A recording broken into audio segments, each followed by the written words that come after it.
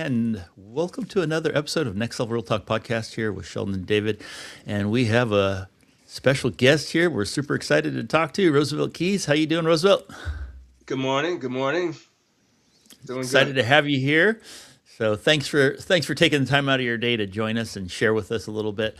Um, to be honest, we've met once and got to talk a little bit, but I mean, just very social gathering with, it was at Penelope's, I guess, what is it, baptism, right? So it was just one of Baptism. those things Yeah. with people everywhere. We didn't get to really talk too much, but just enjoyed the time together. And Mason has, obviously said, "Oh, you got to hear a story, you got to hear a story, and all that stuff." So we're here. Here we are.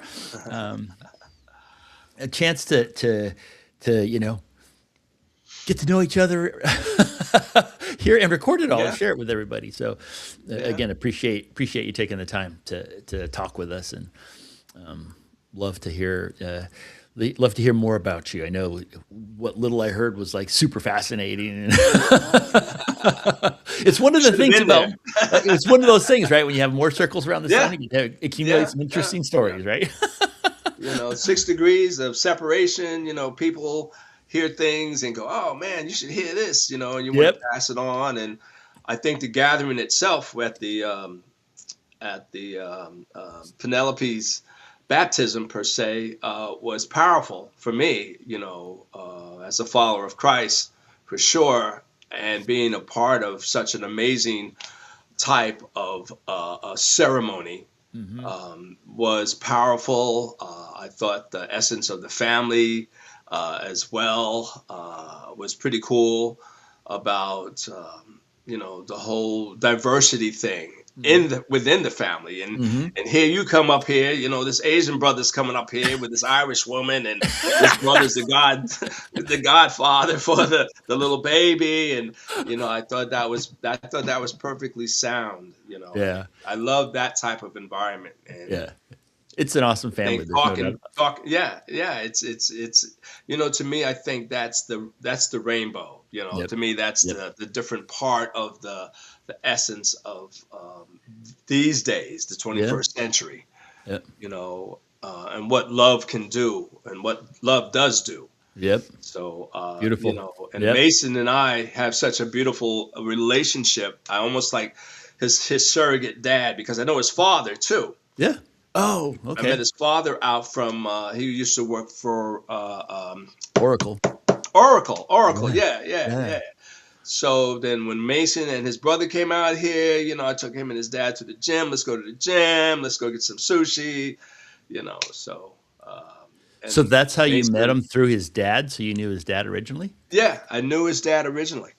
Wow. Yeah, for years, for Okay. years. And then one summer, I forget how long ago this was. Well, I think Mason's been out for like 10 years now, at Yep. least, Yep. or something Yep. like that. Yep. Around 10 for sure. And let me see, this is 2000. Oh my God, 2016. Oh, okay, okay. Because I just bought this place where I'm at now, 2016. Yeah. And oh man, the time had gone by. There's a whole decade that went by between. So in the interim, Mason and I got tight. I was like, Yep. his dad's gone, and he was a young guy around here. So, he's in from Virginia, and he needed some guidance or somebody that would be there for him if he Yep. ever needed anything. So we got in some real deep discussions. His heart is with Jesus as well. He's learning that theology, Yep. sound doctrine, and what he sees out there. And now, a father. Now he's a dad. Yeah. So that puts a whole different level on this life with him. Yep. And I'm just blessed to be here for him, Yeah. to tell you the truth. It's awesome. It's awesome. Yeah, it is. It is. It is. Yeah. Yeah, It's it's beautiful. very cool. Very cool. Well, for those out there that don't know, Mason is Sheldon's son-in-law. So Yes. Yes. Yes. Yes. Yeah. So yeah. So I think those types of relationships and how they blossom to this love that it could be and Hmm. is, and then you just move through life in faith Hmm. each and every day, and be blessed that you can lay your head on your own pillow at night and go to bed and wake up. So I think that me being given the opportunity to be the godfather of Penelope, I was like, man, I was on cloud nine Yeah. when asked. And then at the ceremony, because it was a Catholic ceremony, Yeah. so I've never been or participated in a ceremony like that before.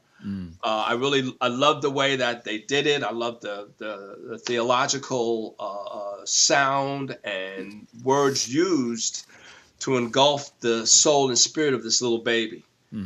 You know, and if people had any inkling about what has happened in the past with open satanic rituals and things of that nature that they've done with babies, and the whole idea of abortion now, and this whole nonchalant idea of that, you know, I think once you venture into seeing the powerfulness of how God loves babies, loves children, these creations that are like that are so valuable in the sight of God's eyes. And, you know, I have this really, really cool picture of me and Penelope, you know, taken at the altar in the church.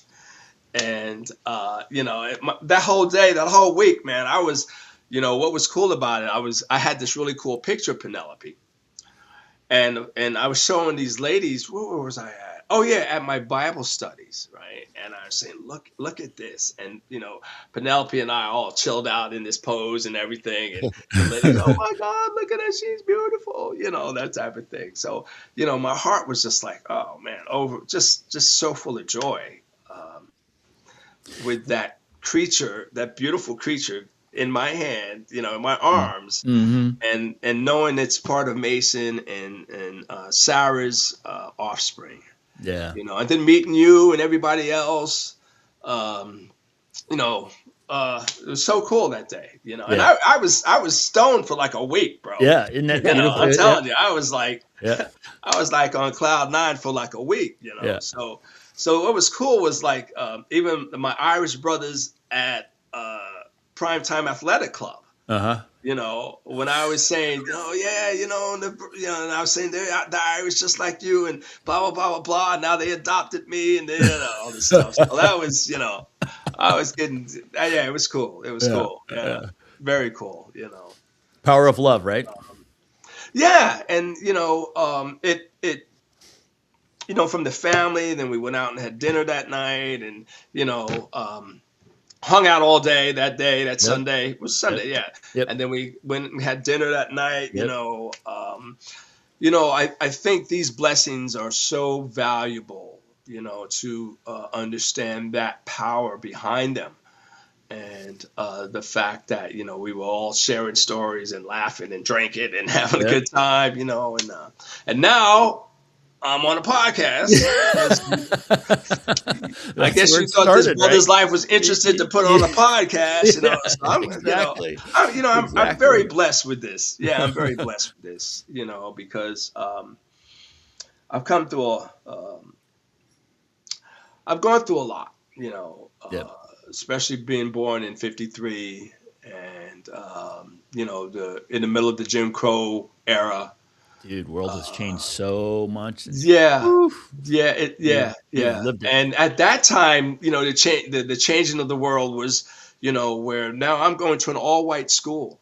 Yeah. You know, and this is before Brown versus Board of Education was even passed.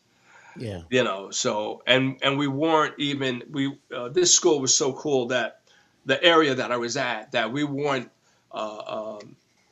surrounded by the National Guard to go into, you know, high school or, you know, junior high or something like that nature. And that showing the difference where Arkansas compared to New York, you know, or the South compared to the northern part of America, and how diverse America is in its culture in the different states that we live in. You know, different laws and different ways of thinking, and you know, and it's also where how God blesses people in the way that He orchestrates this life that we have and this culture that we learn, and the nations that are involved worldwide as well. Mm-hmm. And the blessings or the things that God does that are inexplainable, inexplainable or unexplainable, unexplainable. So, you know what I'm saying. Yeah, And, both. yeah, so The great what's cool mystery. about that was, yeah, and that was cool because here I am, like the only brother on the team, on the white team, especially when to play some ball. I played Yeah. against, some really good ball players because I was a good ball player myself, and we Mm-hmm. had great competition. Mm-hmm. I mean, like guys like Gus Williams, Ray Williams was his brother. He scored 51 points with the Knicks. Speaking of the Knicks, and Wow. yeah, Wow. one more for them, baby boys. Yeah, One yeah, more yeah, for yeah, them. yeah. So and I was called anywhere from Uncle Tom to Oreo and stuff like that back in the day. Yeah. You know, because I'm going to this all white school. Yep. I Yep. had to face that coming up, Yep. as well as enjoying the prestige of playing on this, going to this school. Mm-hmm. You know, um, so I that's the type of blessings that God bestows on people. He bestowed on my mom and my dad, and they struggled to work to make sure we went to school with clean clothes on, and food in our belly, that type of thing. And that respect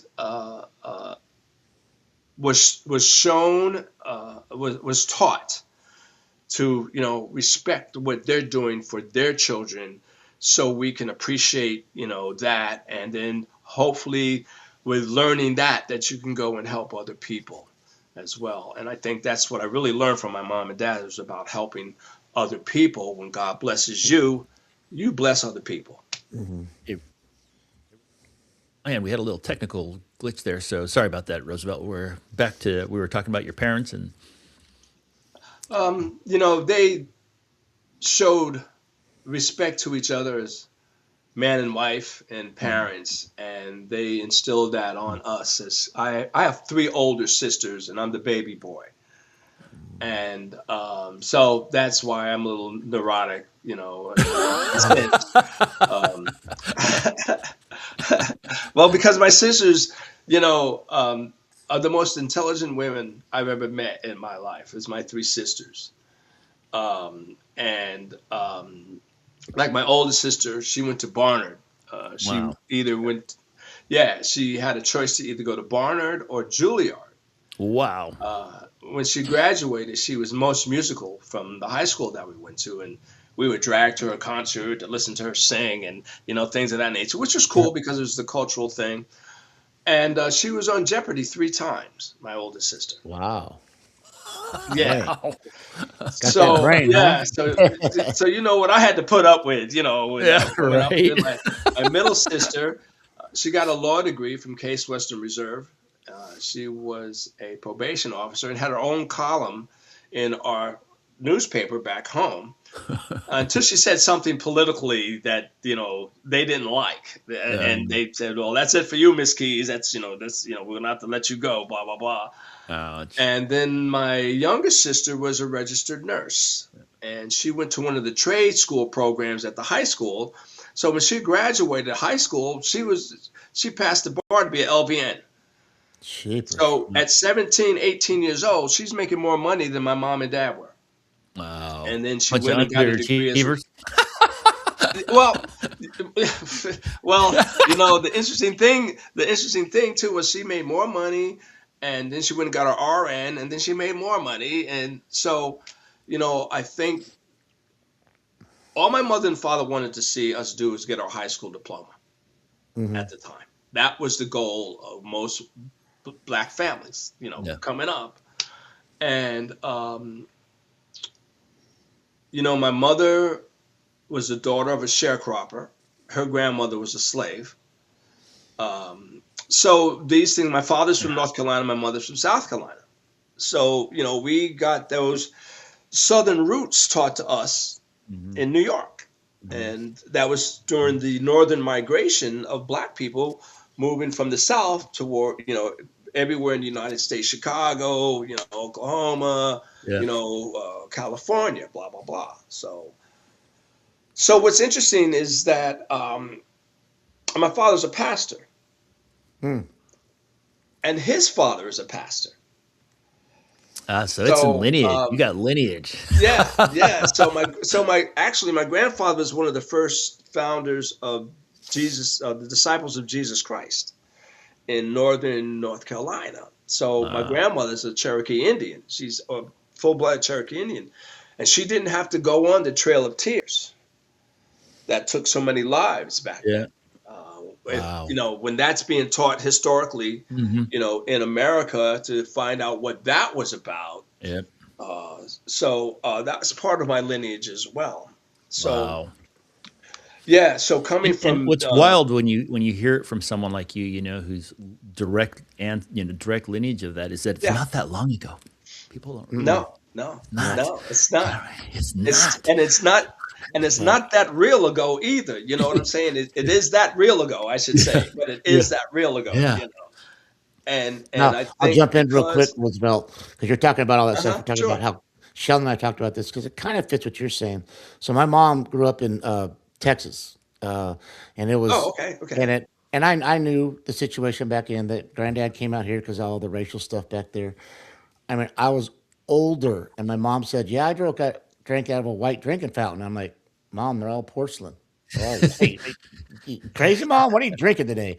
And she goes, "No, son, I had to drink out of a whites only and go to whites girls only bathroom." And I was just shocked Mm, because Yeah. in that one yeah. generation, I never knew that she never put that on me or said that to anything. It was she had already Hmm. let no, that's wrong, and she let it go. Never put that on me and my brother or my friends, and I was older until I realized she was at a segregated school, basically. Yeah. Hmm. It's And not so, that long so ago, yeah, so, man. so so it's so cool how not long ago it is, but it depends on who the individual is if they carry it forward or they just say no, that's wrong, let it go. So, yeah, so And Yeah. that interesting. was our society. That's the social Yeah. Mhm. way that people can be taught societal wise as well. But again, everything that God has designed in terms of culture and what have you has to begin with family. Mhm. That's the first institution that we're involved in is Yep. family. Mother and father, a male and a female, Hmm. and children. That Mm. that institution is very, very powerful to God.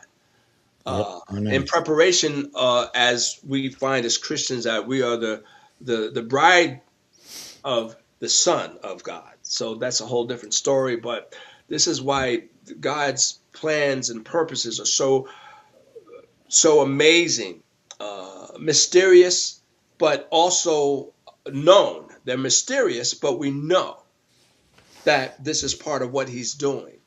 And my father, my father was the baby boy as well, like I am. He was the baby Mm. boy of his clan, and I'm the Wow. baby boy of the clan that I'm in as well. So, and you've heard the story, the seventh brother of the seventh son, and the seven. No, I'm the baby boy of the baby boy.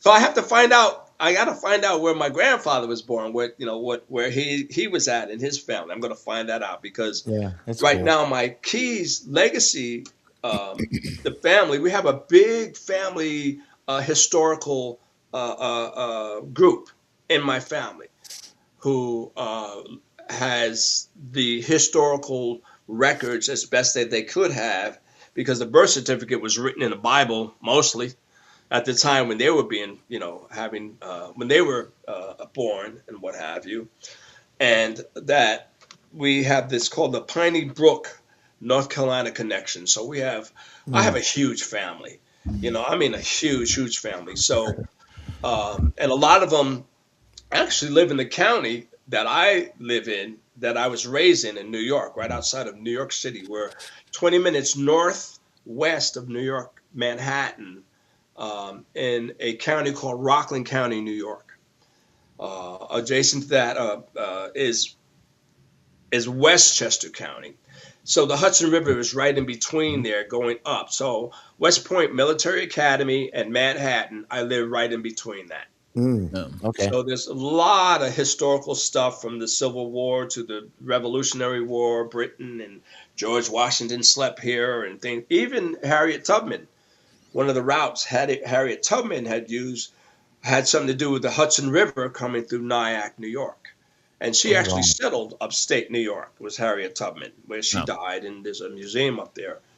So, Hmm. and that's pretty cool, listening to the old stories of what took place in the South, and um, when people are uneducated about what slavery really was about for African Americans in this country. And of course, mhm. you know, they had different types of slavery, but the most that we speak about, and we're talking about after the indentured servants, because the Irish also had a part of the slavery thing that happened in America as well. Mhm. But of course, even Native Americans were also slaves Mm. at one point in America as well, and there was Native Americans who owned slaves. Wow. Yeah. Hmm. Did So not know that. so Kind of yeah, weird. so I mean, so that's pretty interesting when when the history of America is really told properly, Yeah. and the truth is being told about what took place in a certain era in America, to give you an idea that this also shaped and formed America and its values and where we're at now. So I was blessed to being raised in a follower of Jesus family, you Hmm. know, and you know having that as a foundation of the love my mother and father gave me, it was almost like, no, I have no epiphany about being a Christian. I don't have that type of testimony Mhm. because I was raised in that environment. But bro, as a all American athlete and all that good stuff, and uh, all the temptation and the sin and things that happened with me coming up, it was part of my experience. Mhm. When I look back at defined sin, and I have to ask God for forgiveness. I mean, because I partied, bro. Mhm. You know, Mhm. uh, and that came along. I came along with being an All American athlete. Yeah. That was the perks that you got. Yeah. You won the game, and A lot of you adoration. become a cheerleader, and women and girls, and all that, and we were just as sexually active as we possibly could be at that time. Yep. Being Yep. young, Yep. illegal testosterone carrying athletes, Yep. you Yep. know.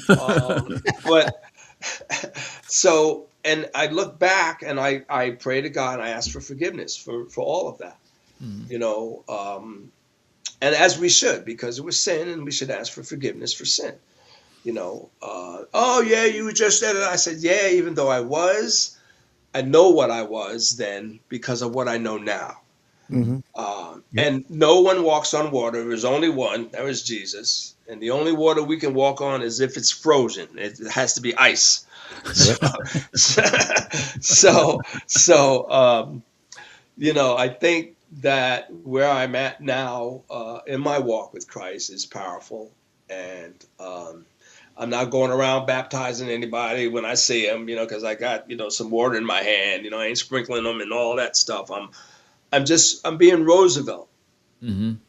I'm talking truth. I'm talking, with a bit of jest in it as well, because we don't know all this stuff. We don't Hmm. we don't know all this stuff. What happens is we learn these things. What we know and what we learn are two different things, but they coincide. Because if you know something enough to learn something, then you can move forward in an open mind, and just like right now, there's a lot of things going on with identity with the Black Carmelo Anthony case Mm. that's Yep. going on right now. I don't know if you're Mhm. up on it. I'm not. It's it's horrible. I see this the way black folks are responding to it, and I'm seeing the way that if you don't look at it this way, then you're Uncle Tom, and if you don't look at it this way, you're this and that, and if you don't, so I like to look at it and go back and go, I think that we've gone far enough in this country right now to understand what's right and what's wrong. We know that in the past there's been injustice in different cases, different states. Like I said a few minutes ago about the states and how different they are in the way that they carry out their laws. We've seen blatant racism in this country, okay, and we've seen blatant foolishness in this country where, for example, the guy that was just let go and he killed that girl in the train from Ukraine, stabbed her, just sat behind her and stabbed her. And then you're looking at the judge who let this knucklehead out that he should have still been in jail. So hopefully now they're holding the judge accountable for letting him out for whatever reason, that this guy has no rehabilitation whatsoever. You decide as a judge you're going to let this fool out, and he hasn't rehabbed yet. And as soon as he was let out, you saw what he did. So, we're seeing this kind of thing that is like we're shaking our heads, going, "Wow." When we look at the individuals involved, it's almost like I look at a homeless person in a certain way. I go, chances are 99% of the homeless were born in a hospital. What's your story? Why are you living under a tent now under the 3rd Street Bridge? Okay. I look at a criminal in a certain way and go, or a guy who does a criminal act, and I go, okay, this guy, this young man, comes from a beautiful black family, educated, blah, blah, blah, and he has a knife in his backpack and goes into a tent at a track meet, starts talking smack, gets intimidated, somebody little, and he stabs this dude. Yep. You go, come on. Who taught you that?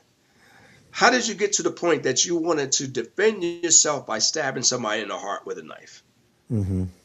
So for me I would love to sit down and talk to the parents and go, how did he go from him being all this and loving and cuddly, and now he murdered a person?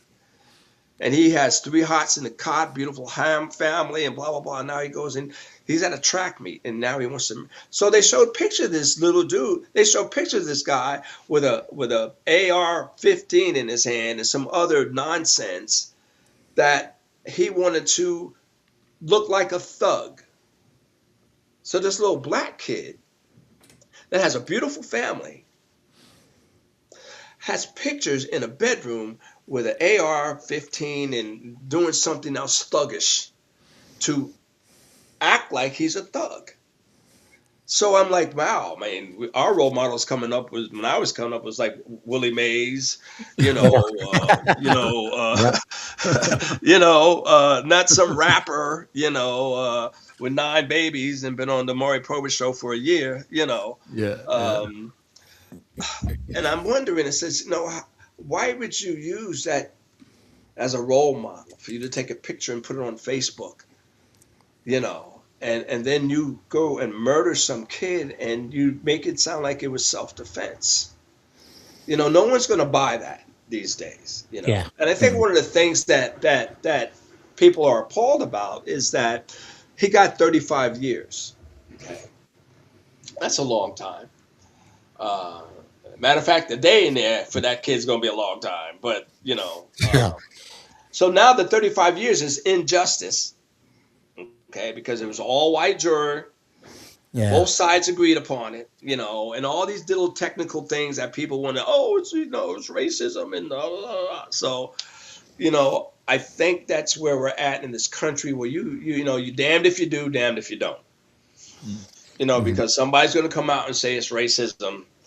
Somebody's going to come out and say that they did it because you're left-handed. They did it because, blah, blah, blah, to make an excuse as opposed to, that was wrong.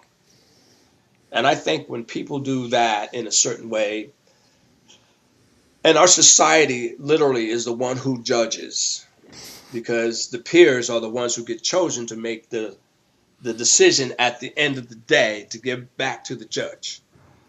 The judge isn't the one giving out, isn't making a decision where he's wrong, guilty, or innocent.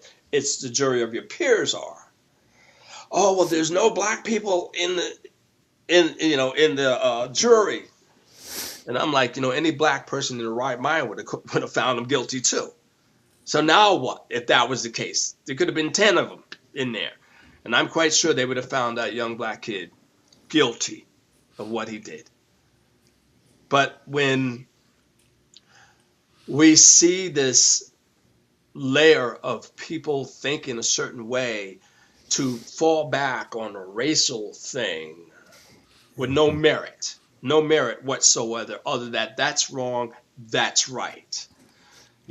Stop using that as an excuse to justify what happened to that boy that's now lying in the grave. Mm-hmm.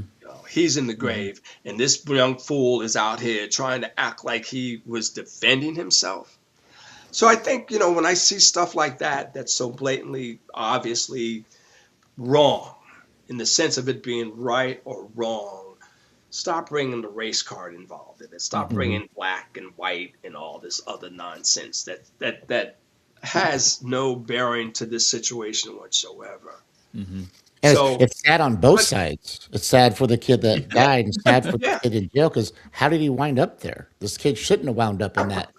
It's like, it's sad. People's like, well, yeah, this is sad because he's in jail. Well, no, it's sad on all aspects, because this kid shouldn't have had that world where he had to think he had to be a thug, So we want people to live in yeah, happiness and joy and, enjoy it. enjoy the. I mean, they were, well, I guess they were rivals in track. It's like, that's what the good thing is. I had rivals that loved running against them. Yeah, that's what it's about. You get in the blocks That's and what go, it's I about. own you this time, bro. Okay, good. Let's go. you know, Competition. I mean, and that's how we. To me, that's the adrenaline. That's the talking smack. That type of thing. But that's about it. Leave it there. And then when you get on the court or the baseball diamond, then you show what's going on. Yeah. But this I think again some of the things that we see in this life. I think violence has got out of I think the violence that we see, people make it to be so underrated in the condition that we see these movies, that we do read about something, 13 killings in Chicago during 4th of July weekend. We don't live there, okay? We don't live there, okay? We don't live in that environment when these thugs are running around and they got AK and 9mm on them and stuff. We go over that bridge, San Mateo, or the Bay Bridge in Oakland, you're going to see that over there. Yeah. Okay, they don't play that here in San Mateo County. Right. San Mateo, Very there's different. so many taxpayers here that don't play that stuff. If these chief of police want to keep their jobs and stuff like that, handle them. You don't be reading about carjackings, on El Camino in San Mateo or, Right. or California Avenue in Burlingame. You don't Early read game. that. Yeah. Yeah, you don't read that. That's not happening. And that's a blessing. Yep. Where we are blessed to have that type of societal protection that's needed. So that's why I kind of when I look at it, I go um, do I envy not living in the hood? You know what I'm saying? Or no, I don't envy that at all. You know what I'm saying? I'm like, nah, man. I'm so blessed to be where I'm at. And I'm not profiled. I've never been. I hardly ever get pulled over. Matter of fact, the only time I got pulled over if I did something wrong, or got speeding or something. And most of the time I get, I'm a veteran, blah blah blah. Thanks for serving. See you. Yeah. That type of thing. So that's a blessing, and that's another thing we could talk about is serving this country. Yeah. I thought You made the decision to do that way back, right? yeah, and instead of playing pro ball, yeah, Yeah. yeah, And I that thought was obviously you had opportunity to you know, to Yeah, go yeah, the professional athlete yeah. role, Yeah, right? yeah, And yeah, yeah. I was you one of the opted out of that. fastest kids in the world, man. Yeah, yeah, yeah. And the thing about it, when they say speed kills, Yeah. yeah, it's, speed in sports is phenomenal. Hmm. It's a phenomenal tool to have. And that's what I was, only 5'6", 143 pounds. But you were So, one of the fastest. yeah, yeah. Can't touch this. Dun, dun, dun, dun. So, you know, so, and I think, and then you learn skills, how to play the game and what have you. So, I'm never envious of, Bo Jackson or what's his name, Deion Sanders. I really admire them, but I'd have gave them, some competition myself in terms of playing. I played 4 sports: baseball, football, basketball, and track. And So again, go ahead. what made you were recruited, talented athlete, super fast, and you decided to forego all of the possibilities that would have offered you and enlist. Is that right? Well, what happened was I had to sit out a year because my GPA sucked. It was horrible. And I don't know, my dad paid off the teacher to let me graduate. I don't know, but no, it was like a 1.7 or something like that, something really horrible. And by that time, the NCAA had did all these investigations with the basketball thing, I think, in University of Las Vegas. When the basketball thing was going down in the NCAA, they were recruiting these brothers from Harlem and Chicago. They were 29 with 6 kids, and they were 6'9", and they were playing on the Las Vegas basketball team. And then, they were winning championships and all this other good stuff. But these brothers, had almost getting their Social Security. And they did this thing. They were not college They did athletes. this, right. So they were doing all these things, and they were making all these rules at NCAA, and you had to have a 2.5 and all this. So I had to set out a year.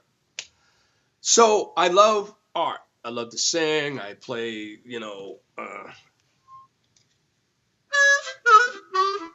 Nice. so I play, arts, I dance, that type of thing. So I had to set out. And in the interim, I was playing congas and percussion for a band and everything. And I was studying ballet, actually, as well. I studied ballet for almost a year. Wow. And I started to get in trouble. Idle hands is a double workshop, and yeah. And my mom and dad were peeping that out and everything. And boy, you got your degree. We want you to get that, but now you got to do something for you. So I was coming home one night from a rehearsal down in the city, down in New York, and I flipped my car over like 3 times coming back, and I fell asleep at the wheel. My mother came and Wow. picked me up at the hospital, and I had one scrape on the side of my stomach. And what was sad, we drove past the garage that had my car, and we saw the car. I should have never lived. It's one of those Wow. things that the angel was watching my car flip over, all the glass all over the place. It was all Opel Cadet. And the last thing you really Wow. want to do is watch your mother cry. Okay. And my mother was like, boy, blah, blah, blah, blah, blah. So That's a miracle right there. a week later, a couple of days later, it was a Tuesday. I saw that sign with old Uncle Sam pointing at you, talking about, we want you, blah, blah, blah. I walked into this recruiting station. Old school sign. Old school sign, baby boy. Believe me, Dave. Yes, pretty, for sure. And that recruiter sat me down. That Friday, I went to Varick Street, New York City. That Tuesday, I was on a bus to see the world. I What year went was from that? New York to New Jersey. 1973, Wow. November 13th, 1973. So I was on my way to New Jersey. Then went to Fort Dix, New Jersey for basic training within a week. Wow. That's when they can recruit you. Like, you Yeah. can go in the station, Messing around. you can go in that afternoon. You know what I'm saying? That was the Okay. beginning of my 38-year career in the military. Wow. So, Tail end of Vietnam. yeah. Tail end, yeah. I mean, it's still Because going at that Vietnam point, wasn't right? over till like 75 and a Five. half. Yeah. So it's still I went going. in 73. So, yeah, it was still going. Oh, Yeah. absolutely. Matter of fact, a lot of stuff was happening because it was the tail end of the war. So, a lot of stuff happens with that Yep. as well when, people don't realize, the political part of the war and, what goes on there.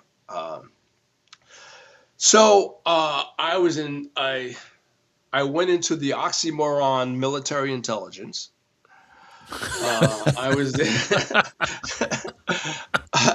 I was an MI for 3 years, and that was very interesting because Wow. the first overseas place I went was Turkey. I was in Wow. Turkey during the Cyprus incident in 74, 75. The Turks and the Greeks were fighting over Cyprus and all this stuff. So, Wow.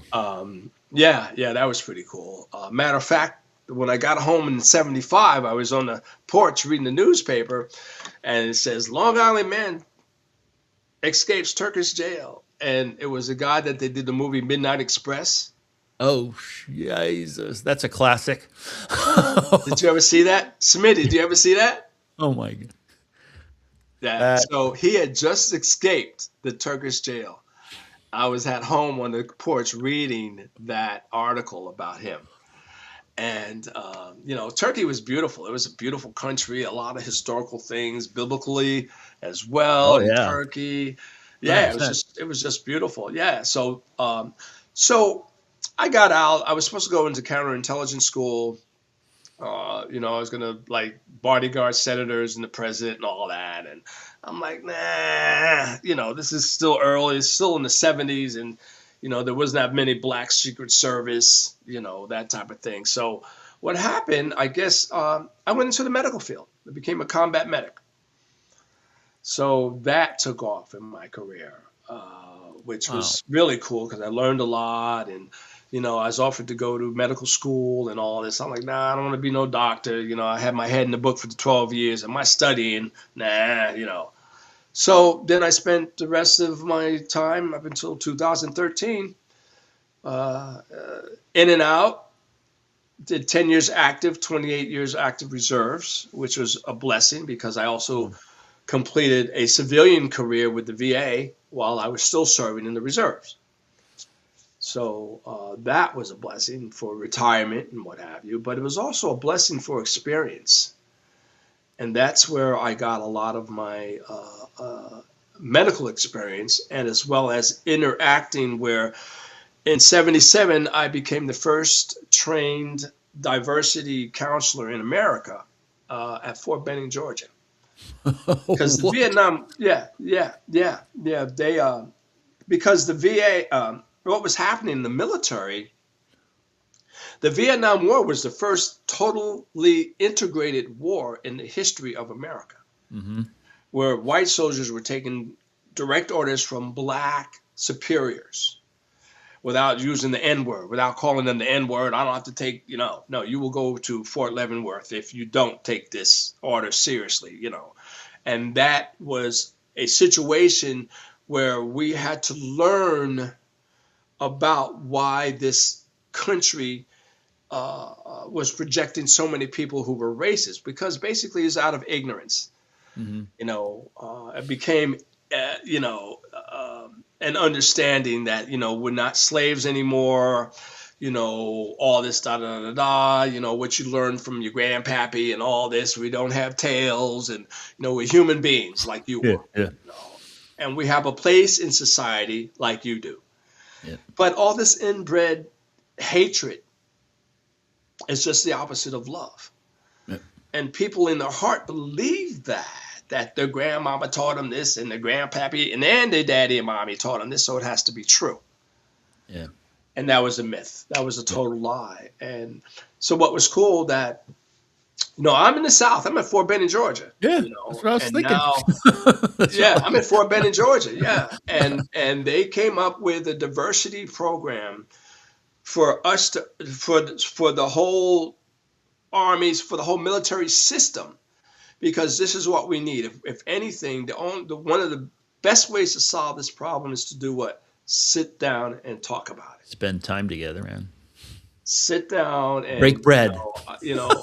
because Vietnam, everybody was having everybody else's back, Right. but there were still parts of it where people were being stupid and racist. Yeah. Like, nah, bro, I just want to get back to the States. Yeah. So what we got to do over here, we got to do it together and make sure that, we come back to the America together. So this diversity program was pretty cool because we would have classes. No one came in uniform and rank, and we all came together and we would talk. There were certain exercises that we had to do and stuff like that. So we had anywhere from colonels to privates, people from the Appalachia to LA in these classes that were in the military. Wow. Yeah. It's kind of cool when this, like, So the military has this, this melting pot of people from all over the country, right? All yeah, walks of life. And if you use that opportunity like you guys did, that's kind of cool because I'm sure there was all kinds yeah, of amazing breakthroughs that happened in the middle of that. absolutely, absolutely. Yeah. We had this. I was recruiting for at the end of my career, my last duty station. I was at Fort Jackson, South Carolina, and I was going to go in to recruit doctors and nurses for the military, right? And 911 hit the fan at the time.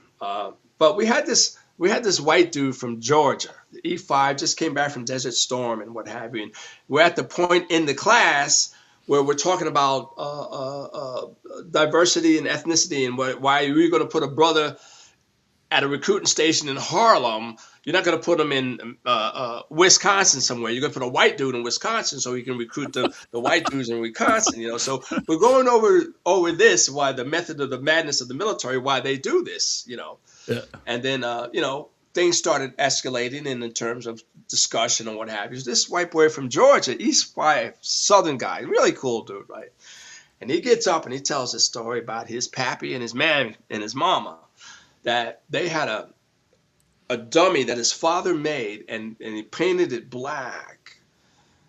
And in the backyard, he would sick their dog on it and call the silhouette the N-word.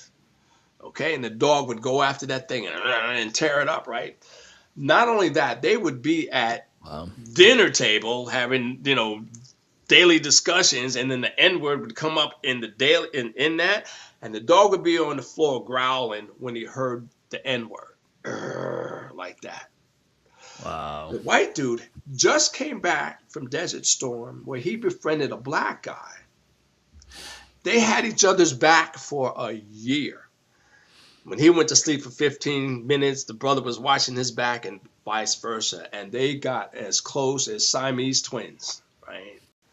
And he said, and the white dude, and this is what he's telling the whole class. He says, the hardest thing he had to do in his entire life was come back and correct his mother and father for teaching them how to hate black people.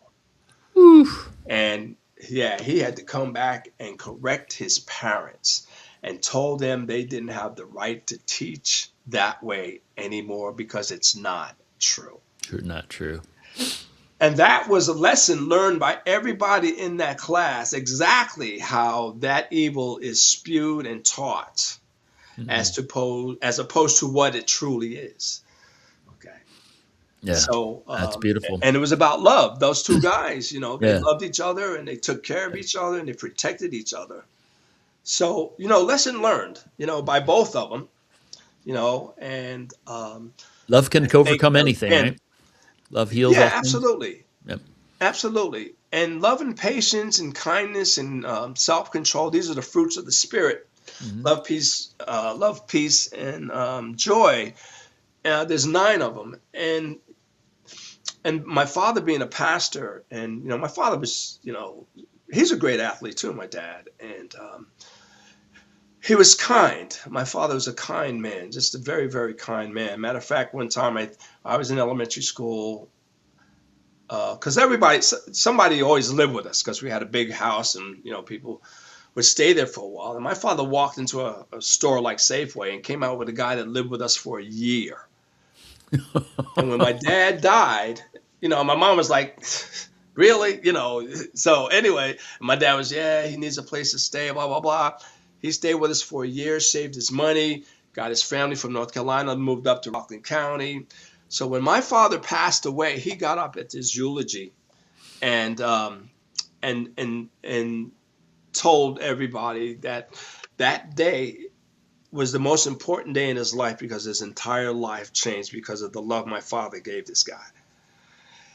That he opened up the house for this guy to save money so he can bring his family up to New York, man. And what have you. So, yeah. So, beautiful. And that's love. That's what love is. It's your sacrifice to help someone else. You don't. You probably didn't even think about it. No. He's like, I can feed my family. I can feed you, and we have an extra room in the house that you can stay. Yes. Just that simple. Yeah. Yeah. Enough said, and enough done. So that's huge. That's amazing. Yeah. So my dad was quite the role model for me. I was his only son, so that was. And my dad died at 54 years old. My father was young when he died. Wow. And I'll talk about that some other time. But when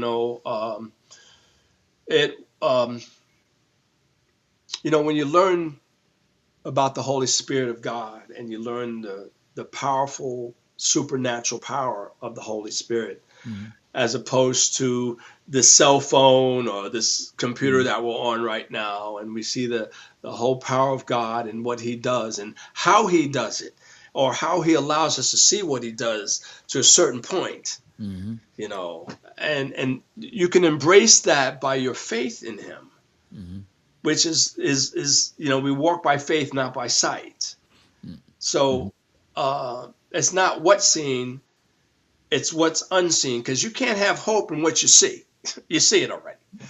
So, you can't have hope in that. And that's not what hope is. So learning that and learning my walk as a Christian male and seeing what God has to say about it. And that's through reading his word in the Bible. That's through going to Bible studies, going to church, listening to sermons, and going like, oh, very interesting, because of now we're learning the basics of who we are as a creature of God, and how that God, just like snowflakes, there's no identical snowflake. I'm not saying people are snowflakes, but some are. That we're all different. We're all different. Okay. We're all different, made intricately and wonderfully made by God. Okay. There's not one person. Now we can look at it DNA wise, but we're talking about individual. Okay. Even identical twins are different. So. And learning what we're learning now in the way that people say things, and of course, again, we see this offsetting way people talk. And I think, of course, and hear me when I say this, I say the pandemic had a lot to do with this craziness that's going on now. You notice I said pandemic, okay? Yeah. We can talk about that some other time too. Yeah. Come on now. So I could discuss this with Dr. Falsey himself if I had to, about how that was. Come on, man. That's like, how many bridges do you have in the back of your car? We have to sell me the Brooklyn Bridge. That's a whole, selling the Brooklyn Bridge thing. But it's what's going on social media, and I put my ministry on Facebook. I'll befriend you guys if you come on my Facebook page. That's my social media. I don't do Instagram. I don't do X or anything of that nature. I only do Facebook Do you because have a that's formal where most. ministry, or you a pastor? I well, here's the thing that's interesting, that when people are followers of God, followers of Jesus, you're actually a priest. Hmm. You're actually a minister because you have to do a ministry within your spiritual gifts. Being a pastor is different because you pastor a church. Hmm. And the word pastor also in Greek, I think, is shepherd as well. So as a pastor, you shepherd a church. And we're back. We had another little quick technical glitch with technology, so we're back. So Roosevelt, you're talking about So we're pastoring, back. and Well, what I do, even with the training I got as a diversity NCO in the Army, and now I'm also accredited as a biblical counselor. I had to go through a course um, at a church to become a biblical counselor, and that was really extensive and really, really interesting as well. Um, so with my medical bedside manners as well, because I worked spinal cord injury at the VA Palo Alto, which was one of those awakened times in my life for gratefulness. Um, and and I use my experience to be able to sit and talk with people when there's counseling that's needed. And of course, there's a way to go about doing it, a way to open up your heart and your mind to listen to someone tell me what they're going through, what they think about what they're going through. And if they have a remedy to use to get through what they're going through. And of course, as this being a situation that, of course, is very, very spiritual, then, you know, I speak on that level. I don't Mhm. speak worldly about it. I speak about it in the sense of holiness, in the Mhm. sense of who God is, supernaturally powerful, Mhm. and that we have to understand that we're natural in the sense that we're in a natural environment, but we're supernatural beings created by a supernatural force. And we have to really understand that first before we start complaining about anything else. Because once we lose sight on what we are and whose we are and who created us, then the conversation is not even worth talking to anyone about. And I do that in a sense where I do it lovingly, you know. So I'm like, okay, well, maybe they're not ready for this right now. And some people aren't. Some people Mhm. are not Mhm. ready to hear about supernatural Mhm. because they've been so indoctrinated in natural that they think that, that that's the existence of this world that we live in right now, Yep. and the inevitable that everybody dies. You see, so and historically, the only one who survived that or came back to life, resurrected, was Jesus Christ. So I don't argue with Muslims uh, or anyone else, Confucius, Buddhist, Judas, whatever. I cut it to the quick by saying, the only one that was crucified, dead, and buried was Jesus Christ. Historically witnessed, historically written, and I'll leave it at that. So, and at that time, the seed planted or watered, it may not be the time for that to be watered, or may not be the Exactly. time for that to be uh, uh, uh, um, planted.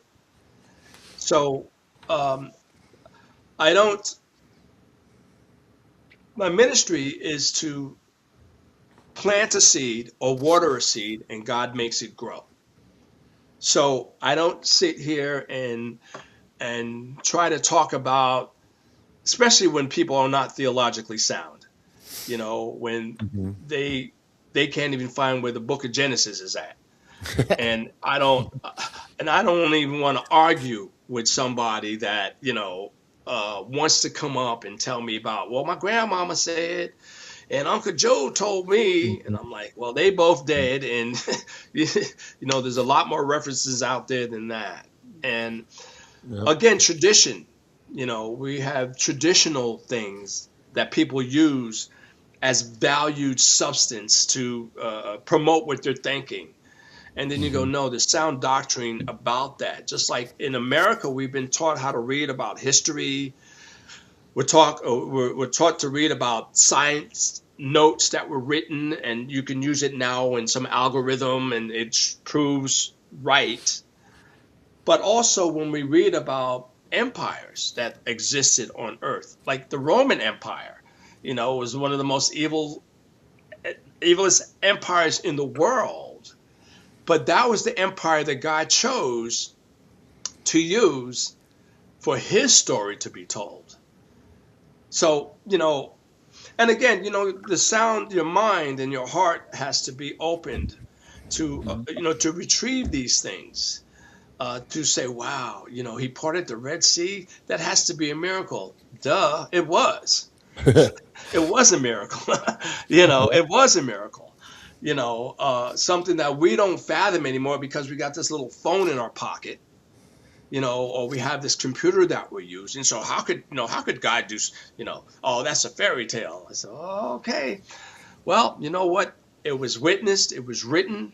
Hmm. This isn't a Spielberg movie. It's far beyond the UFOs and all that stuff we're talking about, because we're talking about what God directly did in the historical time that he's created for him to do what he had to do. So with stubborn minds and stubborn hearts that you don't want to open up your heart and your mind to receive this, well, that's your choice. And that's what's beautiful about God giving us the power of choice. Hmm. You have a choice not to believe it, Hmm. and you have a choice to believe it. Hmm. And you can't always talk about God. Well, you need to prove myself. You need to prove yourself to me. And you can read a book in the Bible that the book of Job goes over that. When God goes to Job, he says, well, where were you when I made the stars? Where were you when I made the moon? And where were you? So how are you going to come and challenge me who I am? And you ain't never done nothing. Okay. You're here because I have this love in you that you've shown me that I can use you to what? And this is all about this thing between Satan and God, and how God proves to Satan that this man really loves me for who I am, not for what he has. As you know, Job got tenfold what he lost in the beginning of that story, just by him Hmm. believing in God and God's existence. So, I think, and this is why God loves little people like Penelope so much, because they have that heart that God seeks for us to have in order for us to bring him into our hearts. That they sit there, and the kingdom of God is of these, and he's talking about children. We're not part in the New Testament. We're talking about get these little kids away from us and everything. And Jesus goes over and says, no, the kingdom of God is of these. This is what God wants us to have, is a heart of a child, so we can believe in who he is. Because this old mind, this old sinful mind that we've been for 30, 40 years, that we've been in sin, and we didn't recognize it as sin, and we didn't ask for forgiveness because we were angry at something, or we yelled, or we said something stupid, or cussed out somebody in front of us that's going too slow. We drive by them and it's an old lady with a disabled license plates, but we're in such a hurry, we're sitting back there cussing them out because they're in our way. Yeah. you know, Yep. to go, yeah, Hmm. to be in a hurry to go nowhere, you know. So, these things I've learned through studying the Word of God. The theological is to study God and the things that God has done, doing, and will do is why I sit back in faith. I'm 73 years old, still got a sweet jumper, and I'm like, you know what, Father, what do you want to teach me today? Where am I going to go out to and say, it's a beautiful day? And I go, one of my favorite sayings, when somebody says, oh, it's a beautiful day, and I say, yeah, it's a good day to be alive. That's my saying. And then sometimes I kind of get people to say, oh, that all depends on what you believe in, like that. And I go, yeah, you're right. It all depends on what you believe in. And I believe in God. So it's definitely a good day to be alive. It's a good day to be alive. And I capture a lot of people with my presence when I do that, So one of the things I wrote down about this was to speak on people not being grateful these days. People for being ungrateful. And there's a lot to be grateful for as opposed to being ungrateful. And one of the things I claim this to be, I call it the opera warm-up syndrome that people are walking around with today. And I explain it such that opera singers usually warm up with do, re, mi, fa, sol, la, ti, do, but they also basically warm up with the note me, me, me, me. Okay, it's actually spelled M-I, M-I, M-I. Mm-hmm. But I call it the opera warm-up syndrome because people think it's all about me, me, me, me. Yep. Mm-hmm. Okay, that's what you see that's infiltrating our world, our country, especially in America. And we're so ungrateful. But here you have somebody talking about somebody like Tony Robbins talking about, look in the mirror and tell yourself what? That you can do this, and, we are so ungrateful about the next breath that we even take, and who actually allows us to take that breath. I remember one time I was called in on a Christmas morning at the ICU at the Palo Alto VA, and this patient was there, brought him in overnight and what have you, and I was getting this guy, I was cleaning him up, and then we were talking. I went in to get something out of the medical tray there, and I turned around, and he died, just like that, right? They coded him. Here comes the code and everything, and they want to, this isn't Hollywood, all right, stand back, it's a horrible situation. Those things are horrible. When you watch what they do to bring somebody back from the dead, but they stop breathing, right? And they couldn't bring this guy back. And I was like, thank God, let him alone because he's at peace now. But the point I'm making, me and this guy were talking like we're talking now. And I turned around like this, and God brought him home. Mm-hmm. Okay, that quick, you see.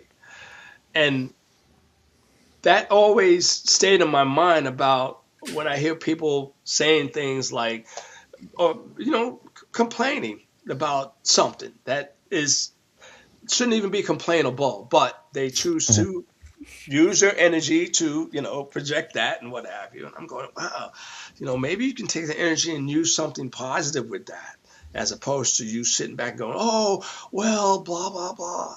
And I go, you know what? So that's that is my attitude, so why I'm not going to, attitude of gratitude. Beer. I'm going to drink the beer, yeah, exactly.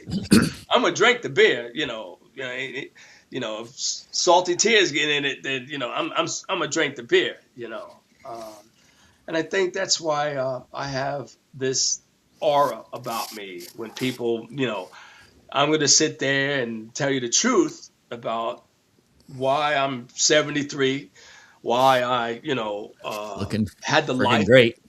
Thank you, brother. I'll buy the next round, like I said. Bartender. So, it's a blessing to experience what I have, what I've experienced. And at this time, let me plug this in real quick. I have a screenplay out, and it was written by John Burr. Okay, you guys have to do your homework with this. Okay. John Burr just released a movie in March called The Gates. And he also did this movie several years ago called Muse, M-U-S-E. Now, the Muse picture was about an artist who draws a muse that comes alive. And if you know, if a muse is an old Irish folklore about a spirit or something, and the muse comes alive and has an affair with the artist, and some other stuff goes on, and it's kind of supernatural.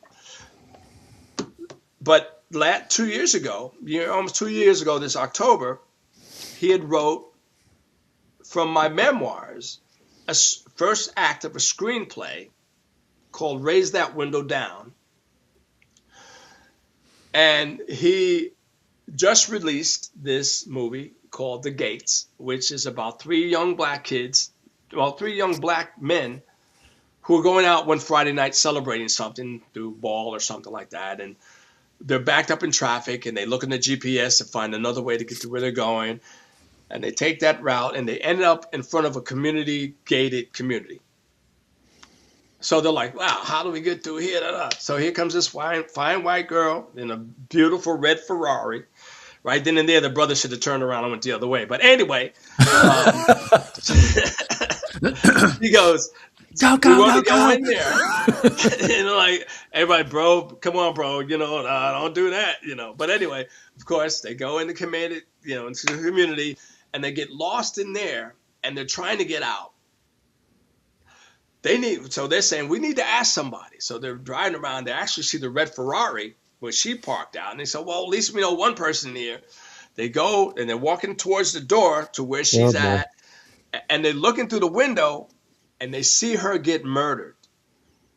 And the guy who murders her sees them, and they're hauling butt back to the car, right? And I'll leave it from there.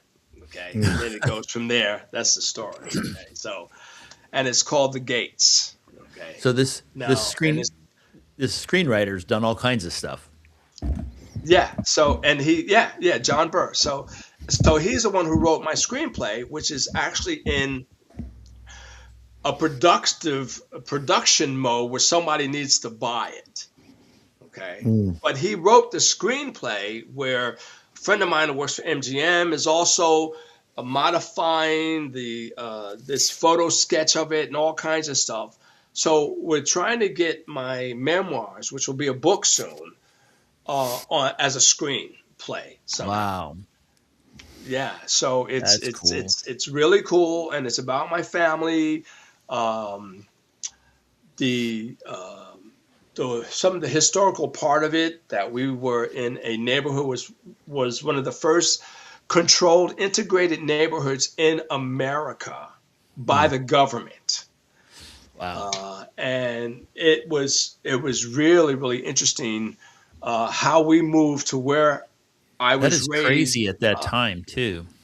Yeah, it's amazingly crazy because our neighbors across the street were Jewish. Oh wow! And this particular place was called Camp Parks. Camp Parks was a debarkation camp for the people going overseas. It was by the Hudson River. Now they would march or be bused to the Hudson River and then taken to World War II.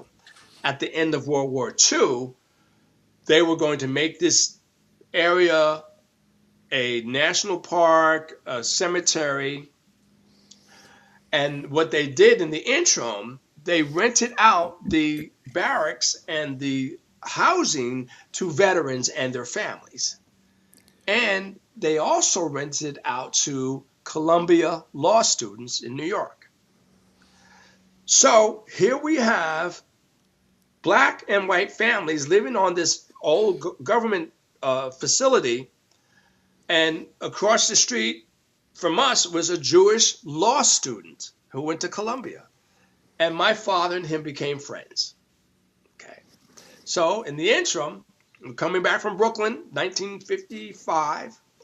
We get hit head on by a drunk driver. I go through the windshield, all these scars on my head. I broke my right leg and stuff. So anyway,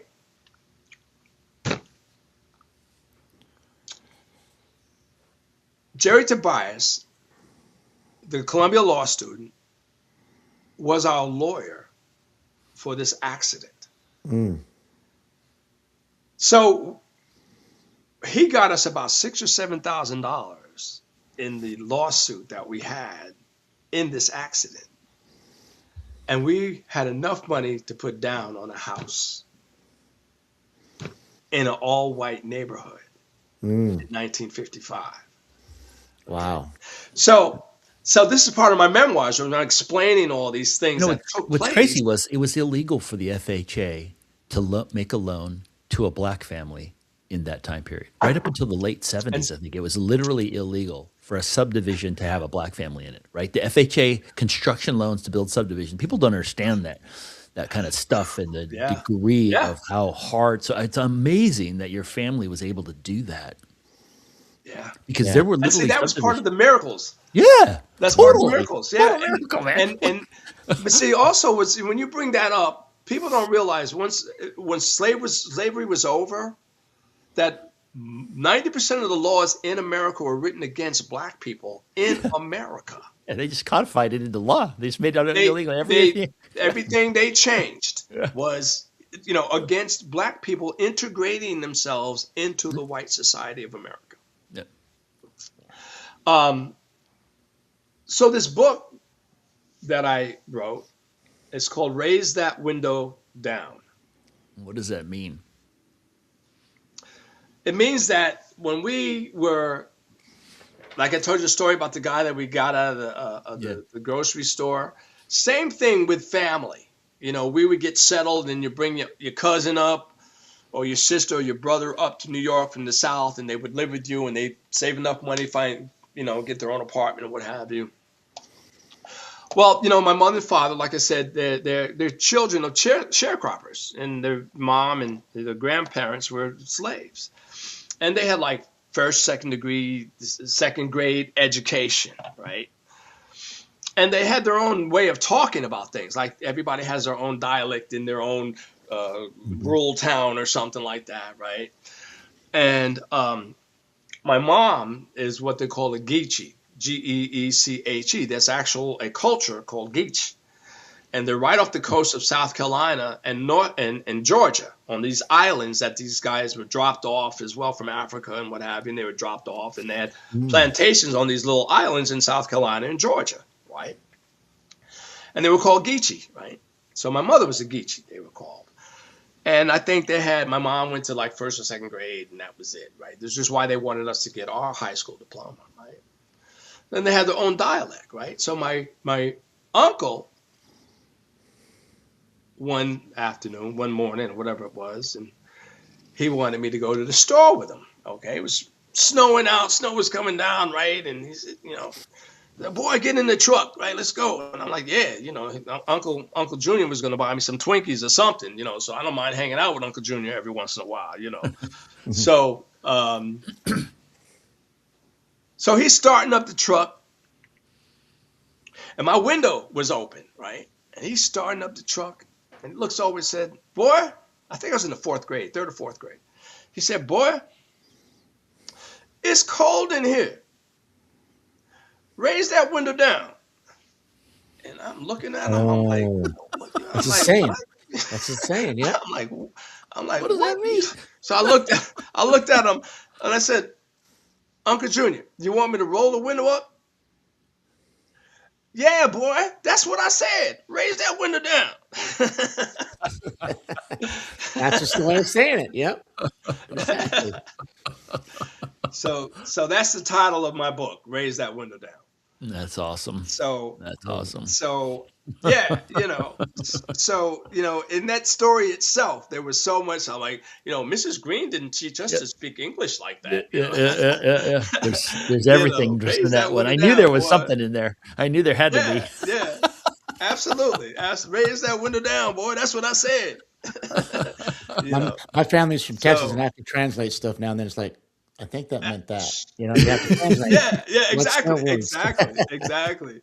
So if I go back to, my southern roots and see some of my cousins and they think we talk fast and we think they talk fast and Mama, what did he just say? That type of thing. So, again, that story with the army thing, that we were in this real amazing controlled environment by the United States government. Where they were integrating this community in 1955. Wow. When you read about some of the like Joe Louis or Nat King Cole, when they were, they had money to move into these white neighborhoods, a lot of times they were like, no, you have to go, you can't live here. And then one of the things, I believe Nat King Cole had a barbecue for the entire neighborhood, and then everybody came and met each other and stuff like that. And fear is basically the common denominator is fear. And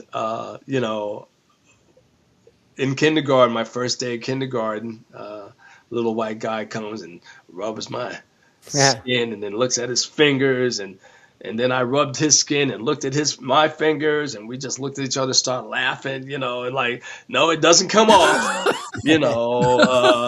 it stays, it's not coming off, Danny. And Danny Mullane is his name, and we're still friends to this day. And his father was a retired FBI agent and stuff, but and that was what that little act right there with Danny Mullane. I was the first black kid he had ever seen in his entire life. This is kindergarten. I don't even know if he even saw a picture of a black kid by the time he was 5. It's a purity. Now he had one. Right? There's a purity in that. Yeah, like, hey, what is that? So, yeah, oh shit. Yeah, okay. And he just rubbed my face, and I was like just sitting there letting him do it like that, and the innocence of that. Yeah. And I did the same thing to him. I'm like, I'm rubbing his face, and looking at him, and we both laugh. We kind of like, it doesn't come off, does it? No, that's not how it is, man. That's awesome. Yeah. So, those experiences like that, the things I have seen in the 73 years on this earth, being an ex-drug addict as well. I got caught up in crack cocaine during the 80s after my dad died and what have you. And that is a whole different story. And what I was to experience that, even though I had dibbled and dabbled in drugs as a high school athlete, because where the party at?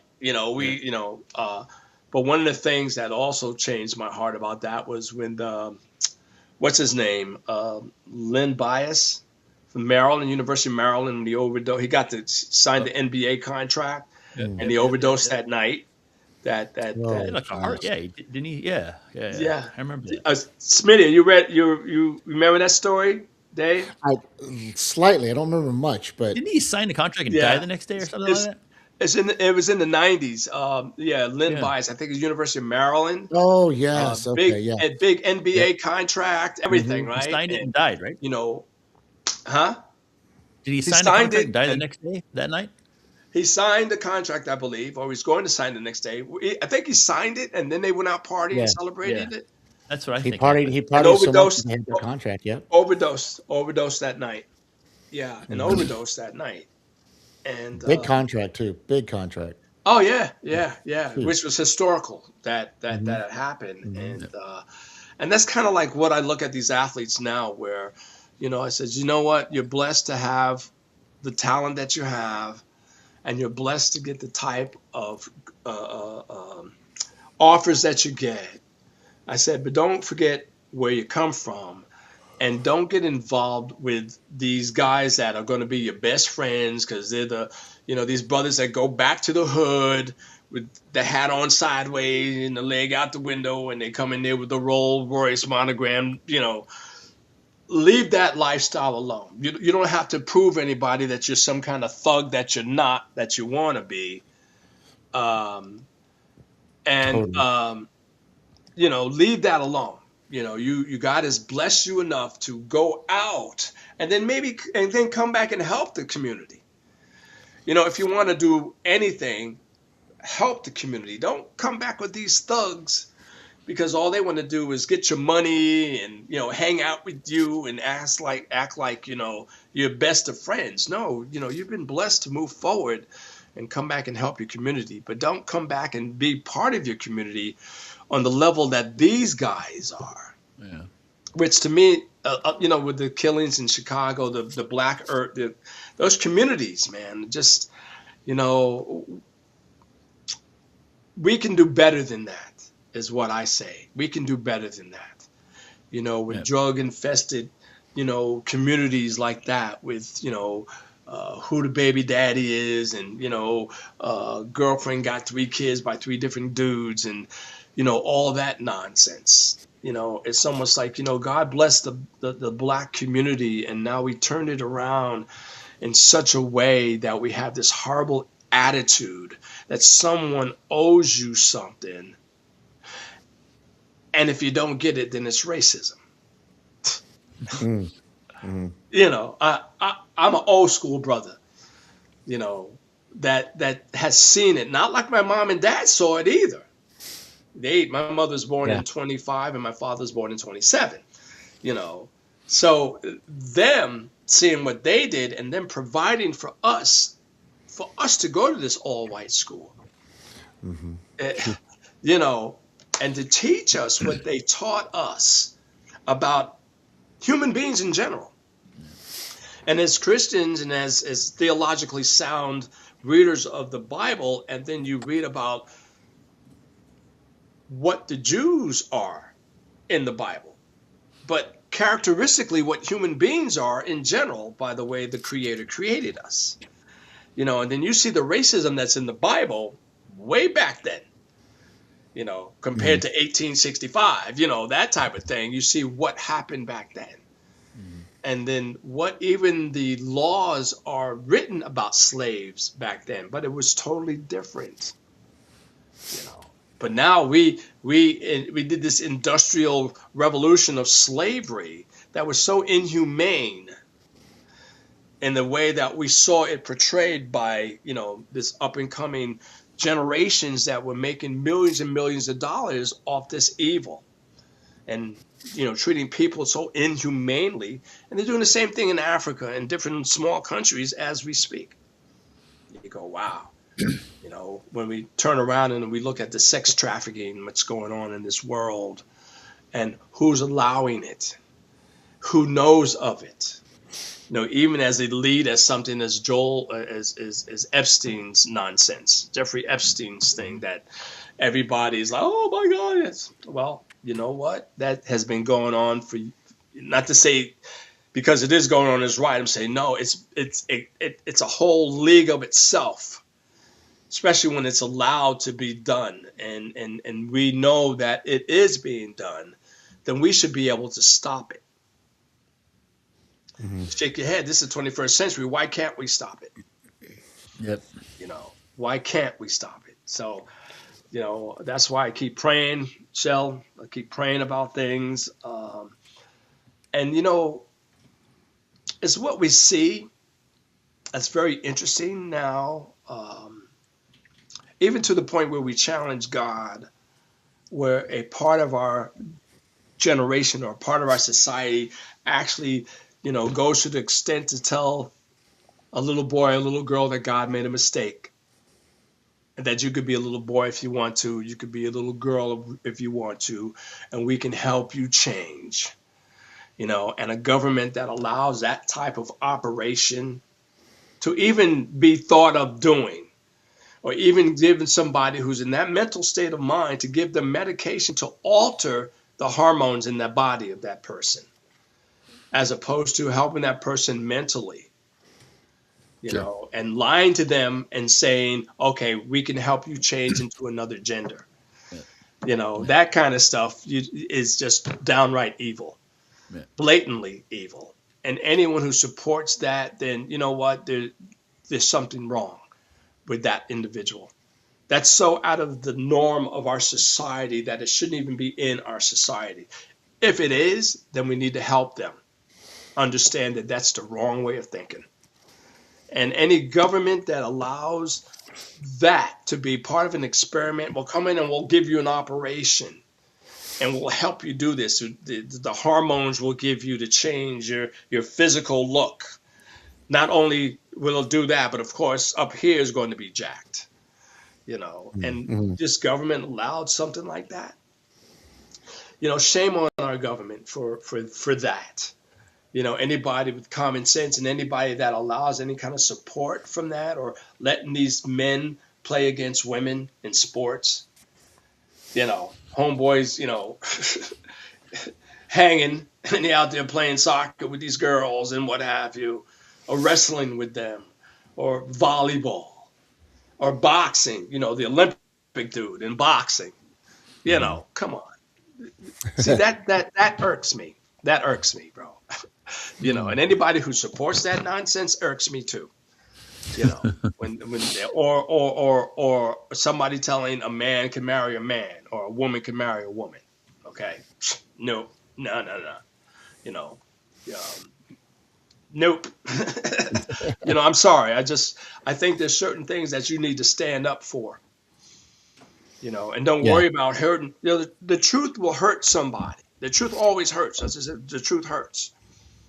And you can't be so favorable about the emotions that gets hurt from that truth. And that's what's happening. When you tell people the truth now, it's, oh my God, you offended me, and la da da da da. I said, well, yes, ma'am. Come here, sit down, have a drink of water, take 10 breaths, and then let's discuss this, because you know what, you need some mental help. There's nothing that I'm going to sit here and go, maybe you're right. A man should marry a man. Maybe you're right. A woman should marry a woman. Nah. I'm not even going to, and it's not even about respecting that. Just say no. There's no respect to that. I have to respect the person in terms of who they are, but to respect that. And, we don't, and the thing too about it is, like, you don't love sin. That's the whole reason why Jesus died on the cross. You don't love sin. You don't give that type of attention to sin, to love it, to say that this is what I'm going to do, and I love doing it every day. That's not why Jesus climbed on that cross or was on that cross for our sins. And when we can understand what that actually was all about when he died for our sins, then the leap of faith becomes even more profound when we understand why he was crucified on that cross. And some people take that nonchalantly. Some people, they don't understand it, but they'll go along with it because Grandma Nancy did it and blah, blah, blah. But again, like, they never picked up the Bible to read why that happened, who he is, who God is himself. But we'll read about Moby Dick or The Tale of Two Cities or something, or we'll read an autobiography by Elvis or something, and or what happened to Napoleon was historical. What happened to Jesus is historical. So now this movie's coming out with Spielberg talking about the Christians are going to look at this UFO stuff that's happening, and they may change their idea of Christianity and all this. Come on, Spielberg, you're Jewish, and you're coming up with with some nonsense like this. I said, yeah, that's a good kind of take on it. For people to come watch the movie now to see if they're going to get baptized after the end of the movie, or they're going to, rebuke Jesus now because of what you're showing about some UFOs or something like that. I said, that's a pretty good sales pitch that he's doing for people to come and watch this movie, And I think there's a lot of interesting projections about Christianity and about self-help and those types of religious activities that people would more rather do than understand why Jesus actually died for our sins. And I think one of the major things about that is people actually recognizing sin and what it is. To say that is a sin. That's not a sin, but that is a sin. Telling two men that they can happily live together and love each other and be married, that's a sin. So, when I stand by that, and I know that God set boundaries for us, and there's a reason why there are boundaries that we have. And if we're spoiled and we do the me thing, which is like what we see in America now, that it's all about me.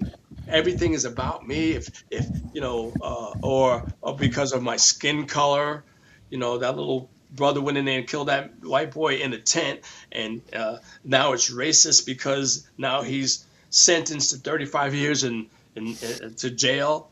Now the white dude is dead. He doesn't have a life.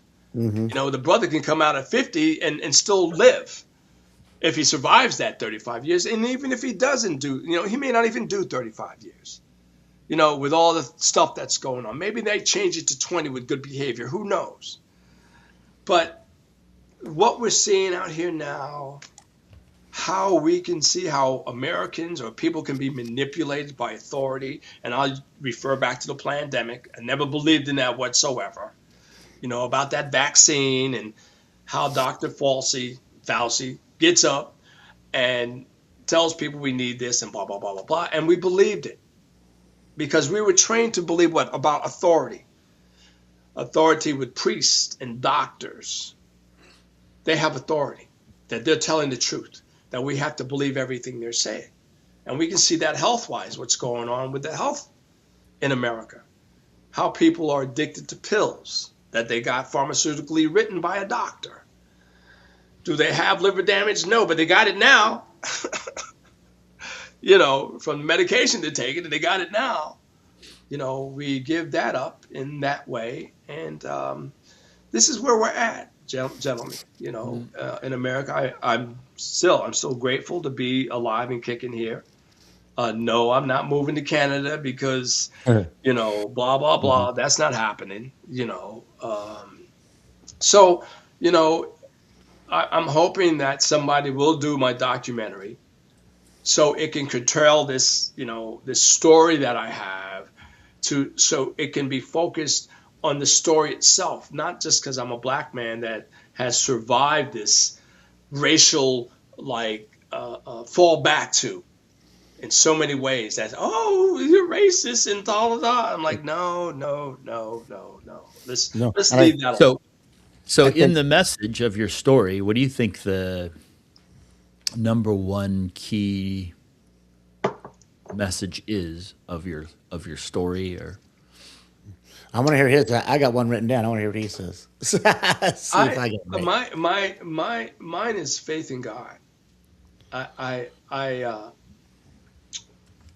been taught that. I've learned that it's true, and I think that the respect that is God's needs to be given to Him. I encourage people to pick up the Bible and start reading it, or pick up the Bible and study it with somebody that knows about it. Find someone that can help you understand it. And, you might be one called to learn more about it each and every day. But again, the love that we are to be shown, there's a religion. Jesus says this, he goes, the only religion that I agree with is to help the widowed and the orphan, and not to conform to the ways of the world. So at 73 years old, I got less ahead of me than I do behind me. And the interim of me learning what I do now about the kingdom of heaven, I would hope other people would start studying the Bible and trying to establish a relationship with Jesus Christ. Period. cool. So that's me. Get That's start a relationship. Yeah. there you Start a go. relationship with Christ, and you're going to learn a lot more than what you know now. Beautiful. So, Cool. Dave, what did you Really, have? what did you have down? I just said, just going off what you started, I love it because no matter what situation you were given, like when you guys, your family, you were in that era, that you can overcome it. It's all in a mindset in you. Like my parents didn't push it on me; they grew up with it, but never pushed it on me. So I'm coming from the other side. I'm coming from the white side. You're coming from the black side, which is kind of funny. And so they were like, "No, you can still do what you want to do." They wanted to get you through high school, but that installed in you guys. I could do more than this. It wasn't like, "Hey, we're black people. Sorry, kids. This is our life. We're going to be this way. No, they were like, no, you can do this, you know. And then from the story of those two soldiers, which is really cool, is that, you know, find the facts out for yourself. You know, if you're like, and we see it in today. I mean, there's a story I'll tell you down the road. I won't tell you offline, but kids, young kids were seeing it being the way their parents are. You're like, wow, that's not from what his mindset is. That's from the parents' mindset. So hopefully kids can figure out for themselves what the real facts are. And if they're real, they're real. If they're not, then understand that they're not. So that's a hard thing.